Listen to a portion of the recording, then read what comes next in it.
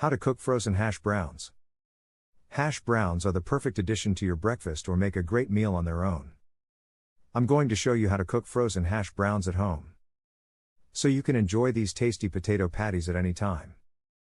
Hash browns are made from potatoes that have been cut and then reformed into patties or cylindrical shapes called tater tots. Hash browns are sometimes sold shredded, like shredded cheese, and they cook up much faster this way. They can be used as a garnish or as their own dish. They're already cooked fully, you simply have to warm them up, and you usually want to crisp them for the right texture. Once you know how to cook frozen hash browns on the stove, you'll see how easy it is. And you will be able to make them in minutes. The shredded hash browns are probably the trickiest to make because they can burn easily.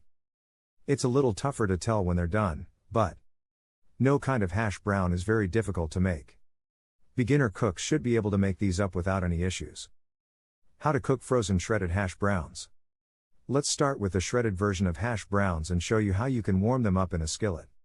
Some people prefer to put a little oil into the skillet before cooking hash browns, and this works just fine, but I think the oils are necessary. It adds extra fat and a level of healthiness that you really don't need. Simply warm a skillet on medium heat, putting nothing inside it. Once the skillet has started to warm, you can spread your hash browns there. Do not layer them too high. A single layer of shredded hash browns would be perfect, but it's okay if you have some of them resting on top of each other. You just don't want your stack to go very high. I would say 1/2 inch to 1 inch of hash browns is deep enough for a frying pan. How long to cook shredded hash browns for?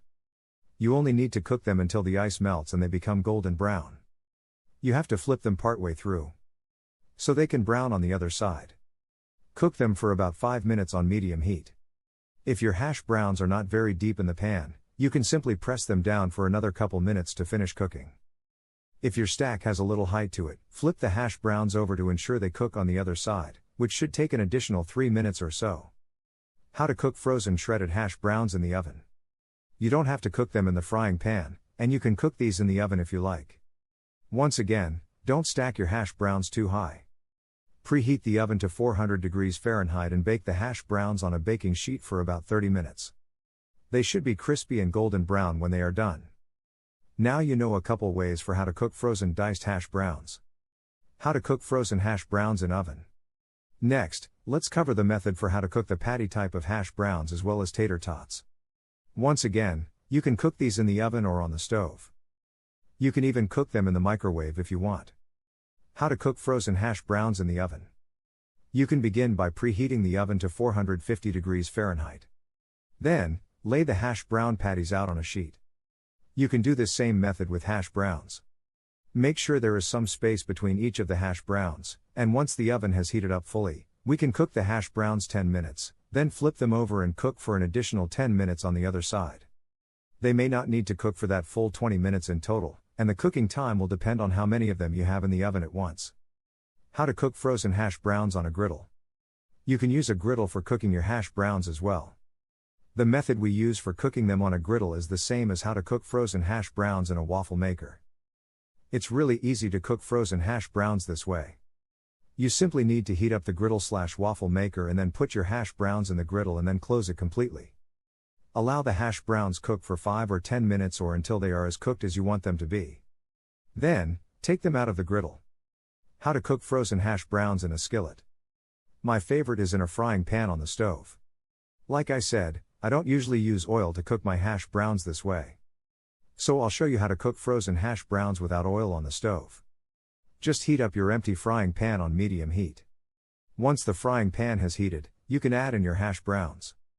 Be sure to give them enough room to lay flat on the frying pan. Do not stack any hash browns on top of each other and make sure they don't overlap on one another. You want them to cook until they're done on one side, which will take about 3 to 5 minutes on medium heat. Then, flip them over and allow them to cook on the other side for the same amount of time.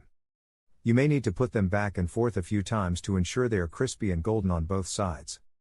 Once they're done cooking, you can lift them out with the spatula and serve immediately.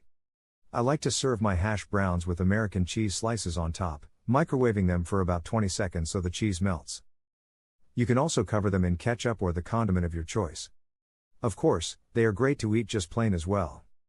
How to cook frozen hash browns in microwave. I want to share with you one last way to cook your hash browns, and that's warming frozen hash browns in the microwave. As I said before, this is my least favorite way to cook them, but it works fine in a pinch.